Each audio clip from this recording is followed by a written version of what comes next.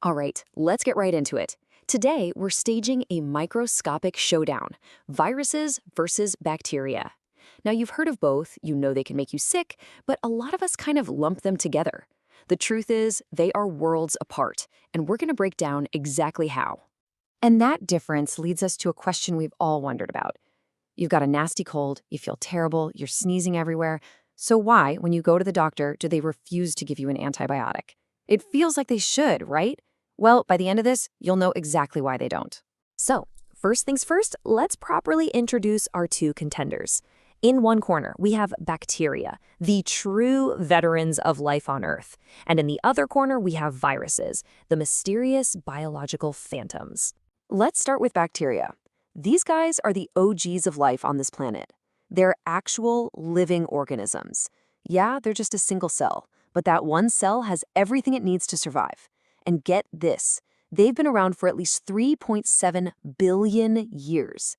They are, without a doubt, the most successful life forms on Earth. You know, for most of human history, we had no idea they even existed. It wasn't until the 1680s that a guy named Anton von Leeuwenhoek looked through his homemade microscope and saw these tiny swimming things he called animalcules. Cute, right? But it took another 200 years for scientists like Louis Pasteur and Robert Koch to connect the dots and prove that these little creatures were behind everything from turning grape juice into wine to causing deadly diseases like anthrax. That was the beginning of the germ theory of disease. Okay, now for their opponent.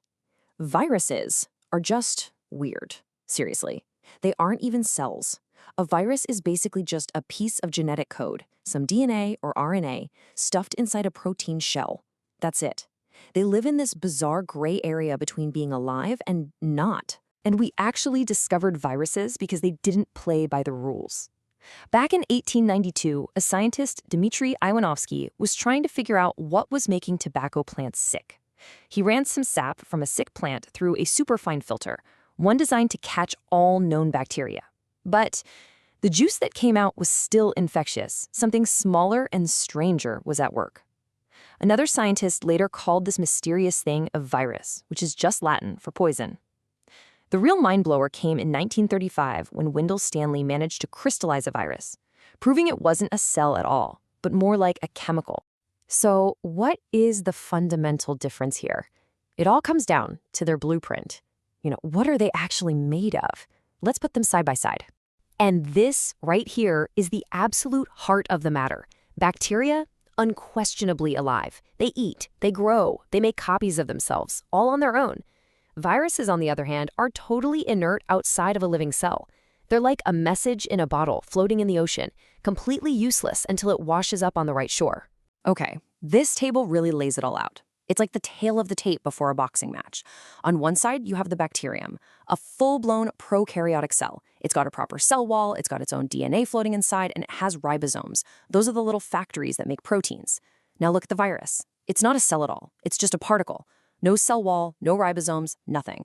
Just genetic code, which can be DNA or RNA, wrapped in a protein coat called a capsid. And just look at the size difference. Viruses are absolutely tiny compared to bacteria. It's not even a fair fight, size-wise. These huge differences in their blueprints lead to completely different game plans for how they spread. One is a self-sufficient factory just chugging along. The other is a biological carjacker. So, for bacteria, it's pretty straightforward. The process is called binary fission. Basically, the bacteria makes a copy of its DNA, gets a little bigger, and then just splits in two. That's it. One cell becomes two identical cells. Simple, effective, and they do it all by themselves. Viruses can't do that. They have zero machinery of their own. So what do? They hijack ours.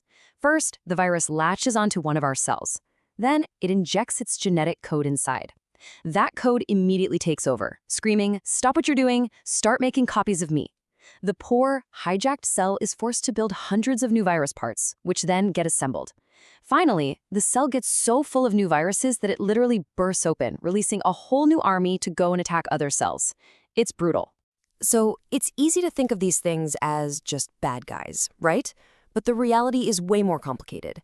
Both bacteria and viruses are what you might call our microbial frenemies. They are both friend and foe. Let's get the bad stuff out of the way first.